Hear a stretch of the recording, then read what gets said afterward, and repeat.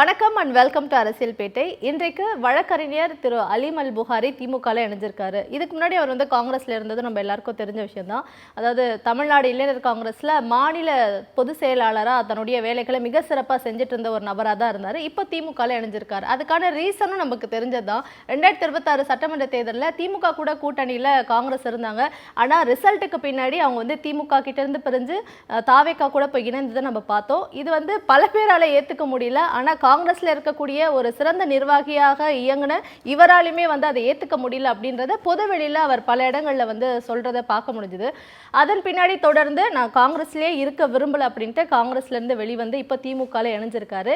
ஏன் திமுக அப்படின்னு கேட்கும்போது ஜனநாயகத்தை பாதுகாக்கக்கூடிய மத சார்பின்மையை போற்றக்கூடிய ஒரு அரசா மிக சிறப்பான திட்டங்கள் மூலமா மக்கள் மனசுல இடம் பிடிச்ச ஒரு அரசா திமுக இயங்கி இருந்தது. அதனால திமுக கூட நான் இணைஞ்சிருக்கேன் அப்படின்ற அவருடைய பதில அவர் பதிவு பண்ணியிருக்காரு.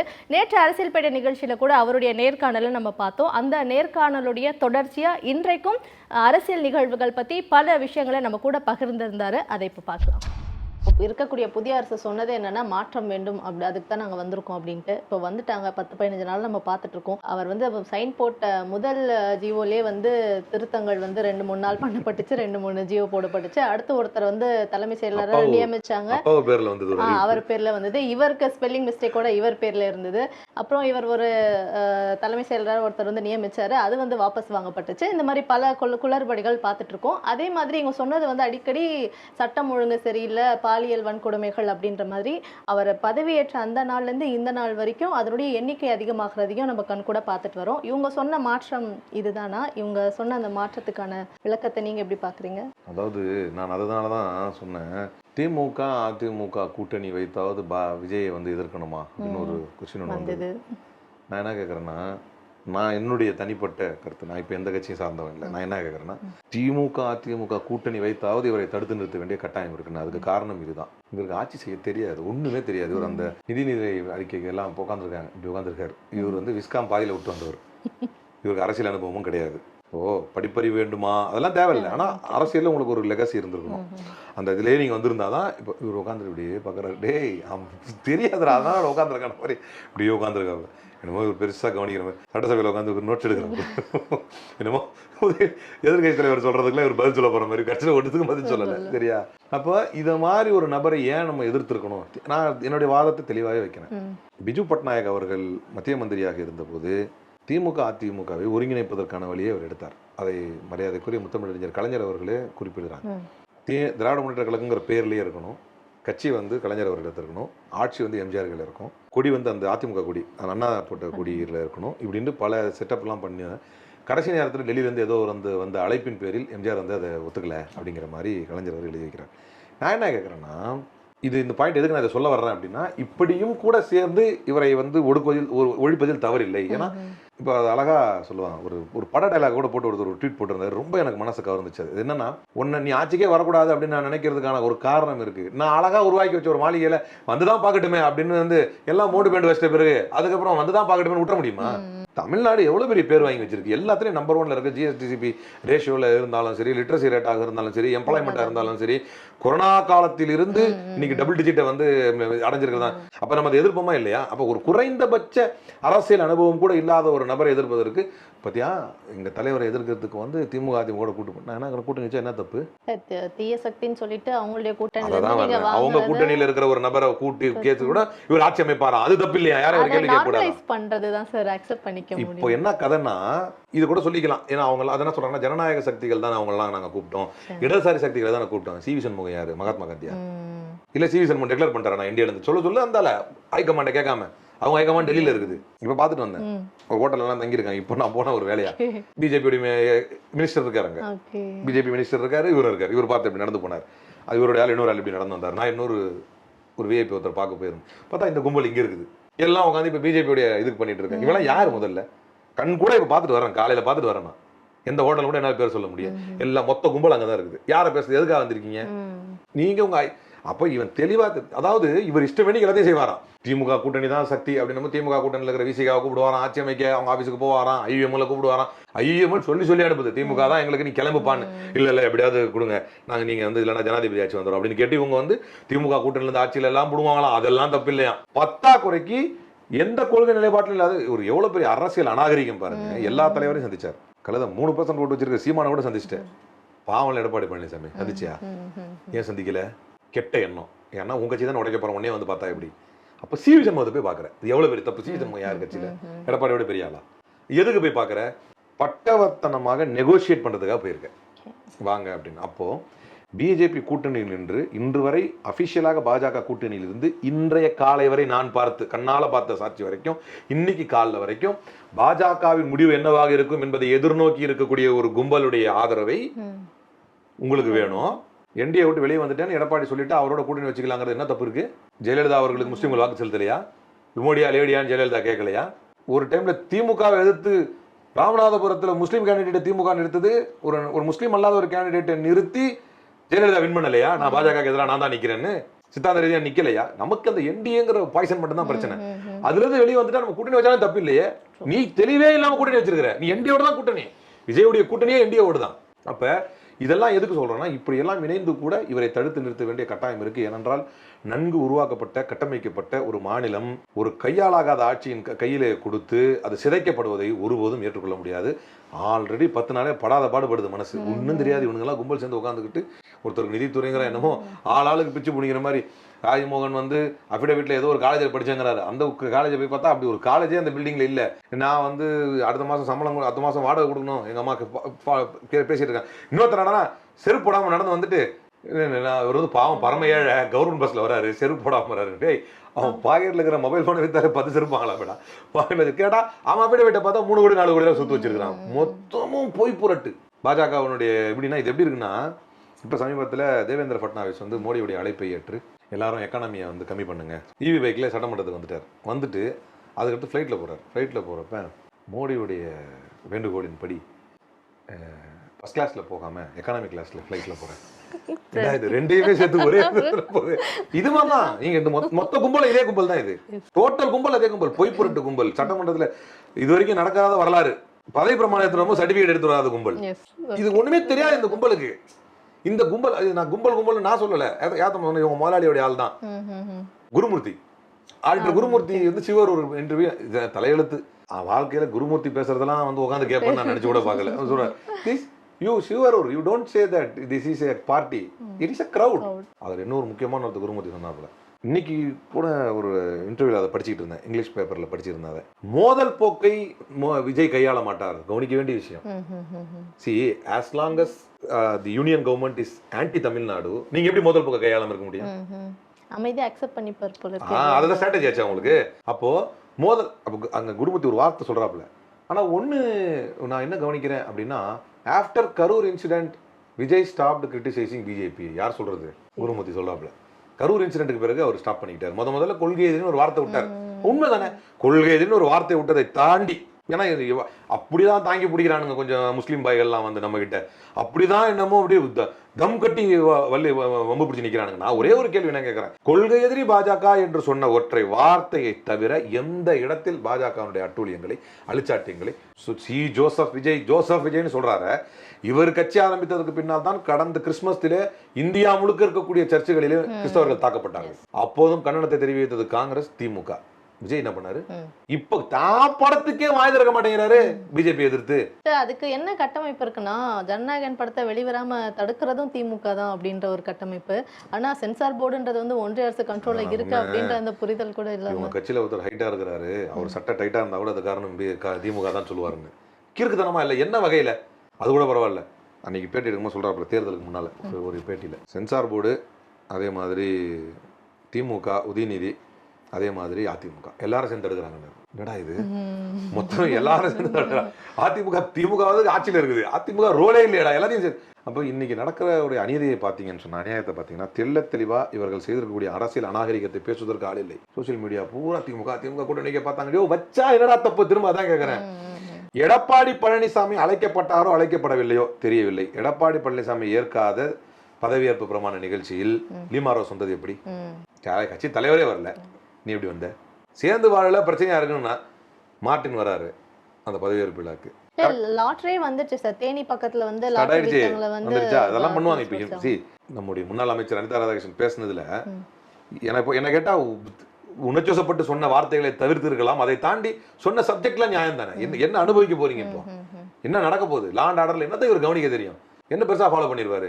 நலத்திட்டங்கள் வந்தோடனே கஜானாவை காலி ஆகிட்டோம். நான் தான் கேட்டேன், கஜானாவை காலி ஆகிட்டேன்னு சொல்றீங்களே, அப்படி திரும்ப எப்படி 1000 ரூபா கொடுத்தீங்க அப்படின்னு நான் புரிஞ்சுக்கலாம். அவங்க ஆளுங்களாம் வந்து அந்த விர்ச்சுவல் வாரியர்ஸ் எல்லாம் கமெண்ட்ல போடுறான் வந்து, உன்னுடைய அறிவை நாங்க என்னன்னு சொல்றது? காலினா கஜானால ஒண்ணு நடத்தியா, நீ சொல்லு காலினா என்ன? நான் புரிஞ்சுக்கிறேன், நான் தப்பா காலினா இவரு கஜானால ஒண்ணு நினைச்சிட்டாரு. சரி நீ சொல்லு, எதுக்கு சொன்ன அந்த வார்த்தையை?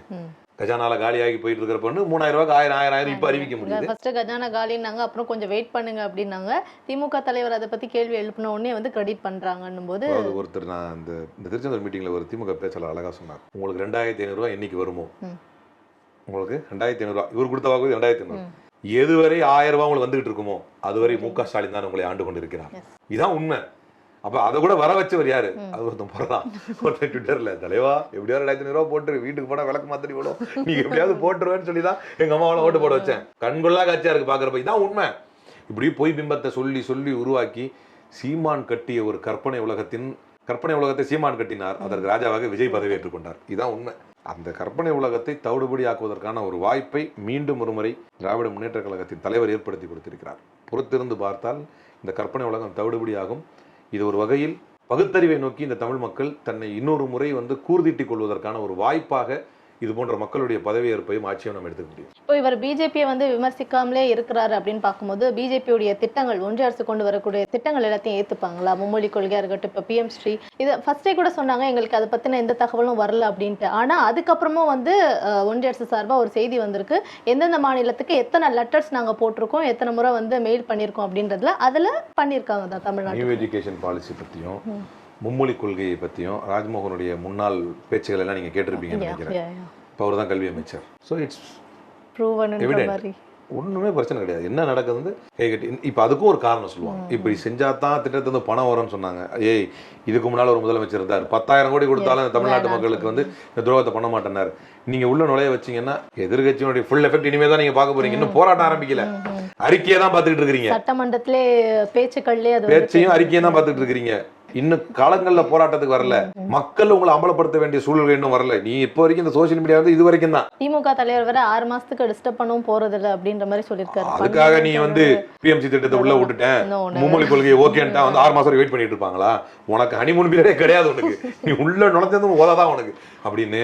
இந்த கற்பனை உலகத்தில் இவர்களை உள்ள விட்டு பாஜகவை எதிர்க்க நீ, அதாவது இப்ப என்னதான் நடந்துகிட்டு இருக்கு, இப்ப யதார்த்தமா இப்ப நடந்துகிட்டு இருக்கிறது என்னன்னா, இந்த அதிமுகவின் எம்எல்ஏக்கள், இப்ப நீங்க சொல்லுங்க, அதிமுகவுடைய எம்எல்ஏக்களுடைய ஆதரவு விஜய் வாங்கி கொண்டாரா வாங்கலையா? வாங்கிக்கிட்டாரு தானே சார். அது அவர் சொன்னாரா? ஆமான்ட்டு அவங்களுடைய ஆதரவு வாங்கிட்டு காங்கிரஸ் சொல்லுது அந்த ஆதரவு வாங்கிட்டீங்கன்னா வாங்கக்கூடாது, வாங்கினா தப்புன்னு சொல்லுது. இப்ப என்ன நடந்திருக்கு? இப்ப வாங்கியிருக்காங்களா வாங்கலையா? ஓப்பனா சொல்ல மாட்டேங்க. தெளிவு எல்லாமே போயிட்டு இருக்குல்ல. இதுக்கு காரணம் வந்து அதிமுக ஹைகமாண்ட்ல ஒர்க் போயிட்டு இருக்கு. விஜய் வந்து அங்க வந்து சொல்லணும், விஜய் எல்லாம் சரிதான்பா, நீ வந்து எல்லாம் துரத்தி விட்டுரு. யாரு? அவங்களுக்கு காங்கிரஸ் கூட்டணி அவன் ஏத்துக்க மாட்டான். காங்கிரஸ் கும்பல்லாம் துரத்தி விட்டுரு, அவங்களுக்குலாம் அதிகாரம் ஒன்றும் இப்போ அமைச்சர் பதவியெல்லாம் தேவையில்லை. நடக்கணும்னா இதான் நடக்கணும். லாஸ்ட்டாக நாங்கள் வந்து எங்கள் ஆளுங்களை கொடுக்குறோம், செட் பண்ணிக்க, என்னென்னலாம் திட்டம் வருதோ அதெல்லாம் பண்ணிக்க, நாங்களும் உனக்கு சோஷியல் மீடியாவில் சப்போர்ட் பண்ணுறோம். இதுதானே முக்கியம். சோஷியல் மீடியாவுக்கு பேர் பண்ணவங்க தானே, அவங்க தானே இப்படி தானே வந்தாங்க ஆட்சிக்கு. என்ன செட்டிங் வந்து நாங்கள் வந்து அதை பண்ணி தந்துடுறோம். என்ன கதைன்னா, இப்படி மும்மொழி திட்டத்தை வந்து பாவம் இவ்வளோ நாள் நிதி வராமல் இருந்துச்சு, இவ்வளோ நிதி வந்துருச்சு, டபுள் இன்ஜின் சர்க்காருடைய சிறப்புகள் என்ன அப்படின்லாம் உனக்கு பேச வச்சிடறோம். வந்து 5 வருஷம் நிம்மதியாக ஆண்டுக்கலாம். உனக்கு இருக்கிற இமேஜுக்கு பாஜகவை எதிர்க்கிற மாதிரியும் நீ காட்டிக்கலாம், நாங்களும் உன்னை ஃபைட் பண்ணுற மாதிரியும் காட்டிக்குவோம், நீ செட் பண்ணிக்கோ, எங்கள் ADMK MLA ஒன்று கொடுத்துரும். இந்த பேச்சுவார்த்தைக்கு தான் இப்போ ஓடிக்கிட்டு இருக்கு. இதுக்கு அவர் எப்போ ஈல்ட் ஆயிட்டார். இல்லைன்னா இந்த பேச்சுவார்த்தைக்கு முன்னாலேயே சோஃபாவை கொண்டு போய் கொடுத்து அந்த கட்சிக்காரங்களை அறத்துக்கு எதிராக தனக்கு ஆதரவு தெரிவிக்க வைத்தவரே இவர் தான். இன்னைக்கு என்ன காமெடினா, அவங்கள போய் CV சண்முகத்தை சந்திச்சவர் விஜய், அவருடைய ஆதரவை கோரியவர் விஜய், அவர்களுக்கு சோஃபா கொடுத்தவர் விஜய், அவர்கள் கட்சி 2ஆக பிளப்பதை சட்டமன்றத்தை வேடிக்கை பார்த்து மகன் உளம் குளிர்ந்தவர் விஜய், அவங்களுடைய ஆதரவை நாம கோரக்கூடாது என்று இங்கே காங்கிரஸ் கத்திட்டு இருக்கு. இதெல்லாம் பாத்தீங்களே வேடிக்கை, இதெல்லாம் யார் பண்ணா? எல்லாம் விஜய் தான் பண்ணாரு. அப்போ ஆதரவை கோரக்கூடாதுன்னு இதைத்தானடா சொன்னோம், முடிவு இப்படித்தான் பண்ணுவான். இப்போ ஒரு பலகீனமானவனை, கொள்கை பிடிப்பு இல்லாதவனை, தனக்கே என்ன செய்ய வேண்டும், தன் படத்துக்கே பிரச்சனை வந்தால் குரல் கொடுக்க தெரியாத ஒருவனை நீங்கள் இவ்வளவு பெரிய அந்தஸ்தில் ஏறி போய் அமர வைத்தால் அவன் அழுத்தங்களுக்கு பலியாகி விடுவான், அவன் அழுத்தங்களை தாங்க மாட்டான். நான் ஒன்று திரும்பவும் சொல்கிறேன், விஜய் ஏற்றுக்கொண்ட தலைவர்கள் அற்புதமான தலைவர்கள். அவருடைய கொள்கை தலைவர்களாக பெரியாரை சொன்னார், காமராஜரை சொன்னார், அஞ்சலை அம்மாளை சொன்னார். இவங்க எல்லாரையும் நம்மளும் ஏற்றிருக்கிறோம். பிரச்சனை நான் என்ன சொன்னேன்னா, இப்படி நீங்கள் முற்போக்கு தலைவர்களை உங்களுடைய கொள்கை தலைவர்களாக அறிவிக்கும் போது பாஜக என்கின்ற, பாஜக இல்லை, எந்த எதிர்ப்பு சக்தியிலிருந்து ஒரு எதிர்ப்பு வரும். நீங்க நல்லவர்னு சொல்லும்போது ஆட்டோமேட்டிக்கா கேட்டவங்களா சேர்ந்து உங்களை அழுத்துவாங்க. அந்த எதிர்ப்பும் அழுத்தமும் வரும் பொழுது அதை தாங்கி கொண்டு நின்று நிக்கிறது மட்டும் மேட்டர் இல்ல, தாங்கிட்டு நின்றாரு கெஜ்ரிவால், ஜெயிலுக்கு போயிட்டாரு. தாங்கிட்டு நின்றாரு சோரன், ஜெயிலு தூக்கி போட்டு ஒரு கட்சியை உடைச்சிட்டாங்க. தாங்கிட்டு நின்றாரு இவரு அஜித் பவார், சரத் பவார். இன்னைக்கு அஜித் பவார் பேர் தான் முதல்ல வருது, அவர் பேர் செகண்ட் ஆயிடுச்சு.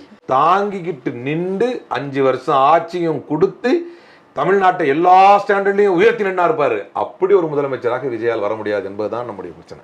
இப்போ சரி, ஓகே, ஓட்டு போட்டீங்களா, வந்துட்டாரா, லெட்ஸ் see the show, இந்த ஷோ எப்படி நடக்குதுன்னு நம்ம பார்ப்போம் அப்படிங்கிறதுக்கு தான் நம்முடைய முன்னாள் முதலமைச்சர் அவர்களால் உட்கார வைக்கப்பட்டிருப்பவர் தான், அமர்த்த வைக்கப்பட்டிருப்பவர் தான் இந்நாள் முதலமைச்சர். இவர் அமர்த்த வைக்கப்பட்டிருப்பது ஆள்வதற்கல்ல, இவர் அம்பலப்படுவதற்கு. இவ்வளவு பிரச்சனைகளுக்கு மத்தியில ஒன்றிய அரசு இடையில கொண்டு வந்திருக்கக்கூடிய சில விஷயங்கள், அதை வந்து யாரும் பெருசா அட்ரஸ் பண்ணலையோ அப்படின்ட்டு முக்கியமா செய்தியாளர்களே யாரும் பெருசா அட்ரஸ் பண்ணலையோ அப்படின்ற மாதிரி இப்போ மோடி அவர்கள் வந்து சொல்லியிருக்கக்கூடிய அனௌன்ஸ்மெண்ட், தங்கம் வந்து யாரும் வாங்காதீங்க, யாரும் வந்து வெளிநாட்டுக்கு வெளியில எல்லாம் எங்கேயும் போகாதீங்க, ஆனா இவர் மட்டும் போவாரு, பெட்ரோல் விலையை வந்து ஏத்திட்டு ஒர்க் ஃப்ரம் ஹோம் வந்து பண்ணுங்க அப்படின்ற ஒரு அறிவிப்புகளை வந்து கொடுத்துருக்காங்க.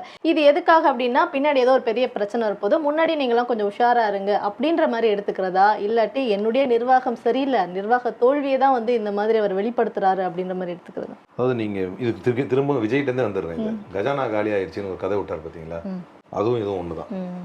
தன்னுடைய நிர்வாக திறமையின்மை அல்லது தன்னுடைய நிர்வாகத்தில் அடுத்து இதுதான் நடக்க போகிறது என்று தெரிந்தவுடன் ஒரு பிஆர் மேனேஜ்மெண்ட் பண்றாங்க பார்த்தீங்களா.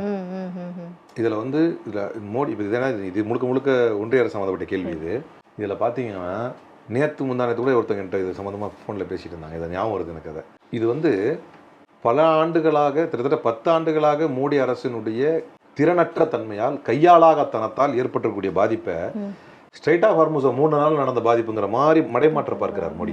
டாலருக்கு நிகரான இந்திய ரூபாயின் வீழ்ச்சி என்பது 40 ரூபாயிலிருந்து ஏறிட்டு தான் இருக்கு. 40ல இருந்து 55, 60ல இருந்து அவங்க நிர்மலா சீதாராமன் கொடுத்த பேட்டியில இருந்து இப்ப 96 வரைக்கும் போய்கிட்டு தான் இருக்கு.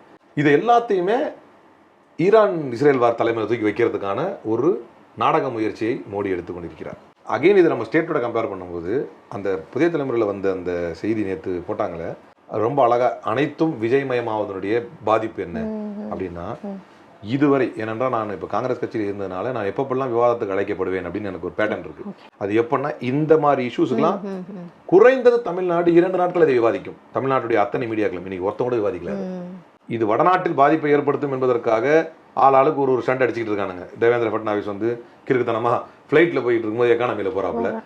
மோடி வந்து மோடி வந்து ஒத்த காரில் போறாராம், அவருடைய கான்வாயை கம்மி பண்ணிட்டு. உடனே சிவரூர் எழுதுறாரு என்டிடிவியில், ஐயோ சார் இப்படி போயிடாதீங்க, உங்களுக்கு எதாவது ஆகிட போகுது அப்படின்னு. இந்த ஜோக்கெலாம் இவனுங்க வந்து ஒரு பக்கம் பண்ணிட்டு இருக்காங்க. ஏன்னா வடநாட்டில் இதெல்லாம் பேசுவாங்கன்னு. இதை வந்து அந்திரி சந்திரியாக கிழிச்சு போடுற மாநிலம் தமிழ்நாடு. தமிழ்நாட்டில் இதை பற்றி விவாதமே இல்லை. இதற்கு காரணம், இந்த ரெண்டையும் சேர்த்தே சொல்லிடுறாங்க. இதற்கு காரணம், மோடி தன்னுடைய கையாளாகத்தனத்தை தமிழ்நாட்டில் எப்போதுமே மறைக்க முடியாமல் இருந்தது. அதை விஜய் வைத்து மறைத்து விட்டார். ஒரு விதத்தை அவங்களுக்கு நல்லது. இப்போ பார்த்தாலும் விஜய் டிஃபன் பாக்ஸ் கொண்டு வந்தாருன்னு ஒரு ஏஐ போட்டோ போட வேண்டியது. விஜய் சாப்பிட்டுட்டாரு, விஜய் சாப்பிட்ட கையை கழுவிட்டாரு, விஜய் தலையை தூக்கி பார்த்தாரு, டவல் அவரே போட்டாரு, அவரே எடுத்துட்டாரு. விஜய் காலால நடந்தாரு, விஜய் கண்ணால பார்த்தாரு, விஜய் தான் கையை வச்சு காரை திறந்தாரு, அவரே ஏறி உட்காந்து திரும்ப தானே மூடிக்கிட்டாரு, விஜய் மூக்கால மூச்சு விடுறாரு. இப்படின்னு இப்ப இதையே நியூஸா போடுற அறிவுகட்ட ஊடகங்களும் ஜனநாயகத்திற்கு மிகப்பெரிய துரோகத்தை செய்து கொண்டிருக்கிறார்கள். தங்கம் விலையை பற்றியும் டாலருக்கு நிகரான இந்திய ரூபாயின் வீழ்ச்சியை பற்றியும் மோடியினுடைய இந்த அயோக்கியத்தனத்தை பற்றியும் விவாதிக்க தவறிய தமிழ்நாட்டு ஊடகங்களுடைய காரணம், விஜய் ஓவரா குளோரிஃபை பண்ணி விஜய் அதுக்கு உத்தரவு போட்டாரு, விஜய் உத்தரவு போட்டாருன்னு இது வரைக்கும் உருப்படியா ஒன்றுத்துக்கும் போடல. மூடப்பட்ட டாஸ்மாகில் கூட பிரைவேட் பார் உருவாயிருச்சு. அதை தடுப்பதற்கு திராணியற்ற ஒரு அரசு தான் இந்த அரசு. இப்படி இருக்கிறப்ப மோடி இதை எதுக்குன்னு சொல்றேன்னா, இது விளைவு ஆல்ரெடி பார்த்துட்டு இருக்கோங்க. நீங்க கேட்ட கேள்வி ரொம்ப அற்புதமான கேள்வி. ஏன்னா இதனுடைய விளைவை இதைத்தான் நம்ம பண்ணக்கூடாதுன்னு எப்ப பார்த்தாலும் சென்ட்ரல் கவர்மெண்ட் பேசிட்டு இருக்காருன்னா, ஒன்றிய அரசு எவ்வளவு பெரிய அயோக்கியத்தனங்களை நம்மிடமிருந்து மறைக்கிறது என்பதை டெல்லியிலிருந்து கடைக்கோடு தமிழ்நாட்டிலிருந்து நம்ம பேசுவோம். ஒன்றும் இல்லை, ஒரு இங்க இருக்கிற யூபிக்காரங்கிட்ட தான் நான் முடிவெட்டுறேன். நல்ல ஒரு பெரிய ஷாப் வச்சிருக்காங்க, ஸ்டாண்டர்டான ஷாப். அவனுங்கிட்ட கேட்பேன் அவங்களுடைய அரசியல் நகர்வுகளை. அத்திகா ஒருத்தர் சுட்டு கொண்டாங்க யூபியில், நீங்க தெரிய நினைக்கிறேன். ஃபர்ஸ்ட் போன நோம்புக்கு முந்தின நோம்புக்கு அவர் வந்து முன்னாள் எம்பியா இருந்தார் 2 முறை, பொலிட்டீஷியன். அவர் யார் அவருன்னு கேட்பானு. தமிழ்நாட்டில் இருக்கிற எனக்கு அது தெரியுதுன்னா அதுக்கு காரணம் திராவிடம். ஏன்னா எனக்கு என் ஸ்டேட்டை பற்றியும் யோசனை இருக்கும், சென்டரை பற்றியும் எனக்கு படிப்பு இருக்கும். அவன் ஸ்டேட்டில் நடக்கிற அரசியல் அவனுக்கே தெரியாது. ஆனால் அங்கே நடக்கிறத வந்து இங்கே உட்காந்து நம்ம விவாதிப்போம். இனி விஜய் முதல்வரானதற்கு பின்னால் இதெல்லாம் சாத்தியப்படுமா, இதையெல்லாம் நம்ம பேசுவோமா என்கின்ற $1 மில்லியன் கொஸ்டின் வந்து 70 நாள் தான் பதட்டப்படுகிறோம்.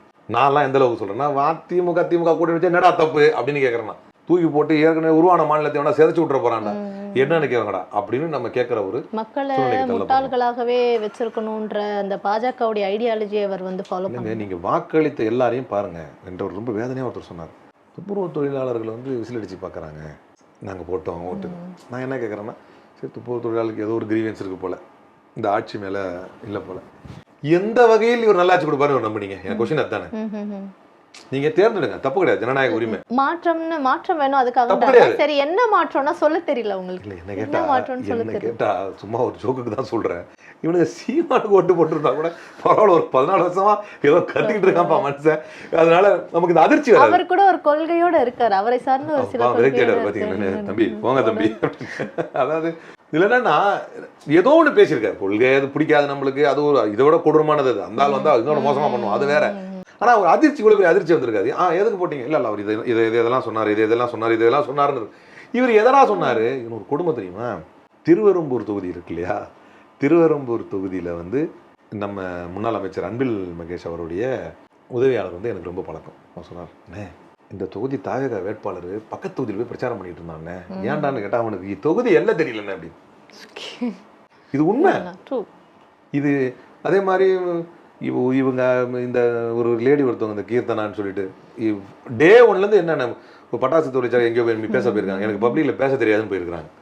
உங்களை எதுங்க கூப்பிட்டதப்போ அப்படின்னு ஒரு போலீஸ்கார் ஒருத்தர் எனக்கு ஃபோன் பண்ணி, அவர் உளவுத்துறையில் இருக்கிறப்ப சும்மா எப்பவும் பேசுவார் என்கிட்ட, ரொம்ப வருஷமாக தெரியும் எனக்கு. அவர் அடுத்து ஆனால் என்ன பண்ண போறீங்க அப்படின்னாரு. இப்போ நான் சொன்னேன், இது நட்பாக கேட்குறீங்களா இல்லை ஒரு போலீஸ்காரராக விசாரிக்க சொன்னாங்களா அப்படின்னு. என்ன சும்மா ஜாலியாக பேசுகிறேன். அப்போ பேச சொன்னார், ஆந்திரா எனக்கு ஒரு ஃப்ரெண்டு இருக்கானே, எனக்கு ஃபோன் பண்ணி கலாய்க்கிறானே, என்னடா தமிழ்நாடு லிட்ரஸி நாங்கள்லாம் அரசியலில் எப்படி ஆகுன்னு போய் ஒரு நடிகரை செலக்ட் பண்ணி வச்சுருக்கீங்க அப்படின்னு கேட்குறானே அப்படி. இதுதான் யதார்த்தம். உண்மையிலேயே இவருடைய வேட்பாளர்களையாவது இவர்கள் பார்த்தார்களா அப்படின்னா, எடப்பாடி தொகுதியில் ஒருத்தர் விசில் சின்னத்தில் இன்னும் ஓடிட்டான் அப்படிங்கிறதுக்காக டிவி சின்னத்தில் இன்னும் ஓட்டு போடுங்கன்னு சொன்னால், அந்த சுயேட்சை வேட்பாளருக்கு 50,000 ஓட்டு போடுறாங்க. எடப்பாடி பழனிசாமி எதிர்த்து நின்ற வேட்பாளர் என்ன அடிப்படையில்? அவர் யார்? அப்போது திருச்சி தெற்கு விஜய், மதுரை மத்தி விஜய், அதுலேயும் விஜய், இதுலேயும் விஜய், அதெல்லாம் ஒர்க் அவுட் ஆயிடுச்சு.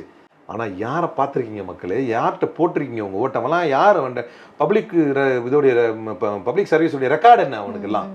அப்போ இனி பார்ப்பீங்க. இனி அதை நம்ம பொறுத்திருந்து பார்க்கணும். இவர்களுக்கு விஜய்க்கும் ஒன்றும் தெரியாது, அவர்களுடைய கூட இருக்கிறவர்களுக்கும் ஒன்றும் தெரியாது. இவர்கள் எல்லாரும் ஒன்று சேர்ந்து இந்த நாட்டை என்ன செய்ய போகிறார்கள் என்பதை பொறுத்திருந்து பார்த்து இவர்களை அம்பலப்படுத்துவதற்கு இந்த வாய்ப்பை நம்ம பயன்படுத்திக்கணும். Fine sir. இப்போது அரசியல் களம் பற்றி தெரிஞ்சுக்கிறதுக்கு அரசியல் சம்மந்தமான விஷயங்களை வந்து தேடி பார்க்குறதா, அதாவது ஐடியாலஜியை நோக்கி போகிறதா, இல்லாட்டி சினிமாவை வந்து நோக்கி போகிறதா அப்படின்ற ஒரு அதுக்கு ரெண்டுத்துக்கும் மத்தியில் வந்து மக்கள் மாட்டிக்கிட்டாங்க இந்த எலெக்ஷனில் அப்படின்ற மாதிரி தான் தோணுது. பட் இப்போ நடக்கக்கூடிய அந்த அரசியல் நிகழ்வுகள்லாம் வச்சு எது சரியானதாக இருக்கும் அப்படின்ட்டு இந்த இப்போ இருக்கக்கூடிய யங்ஸ்டர்ஸ் ஜென்சிக்கு வந்து ஒரு நல்ல தெளிவை நீங்கள் கொடுத்துருக்கீங்க அப்படின்னு தான் சொல்லணும். ரொம்ப நன்றி சார். Thank you so much.